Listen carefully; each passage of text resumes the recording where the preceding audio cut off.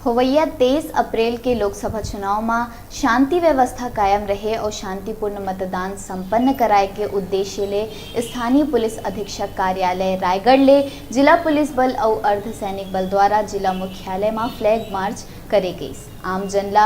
आदर्श आचार संहिता के पालन करे, विधि व्यवस्था बनाए रखे और निर्भीक होकर मतदान करे के संदेश भी देहे गई।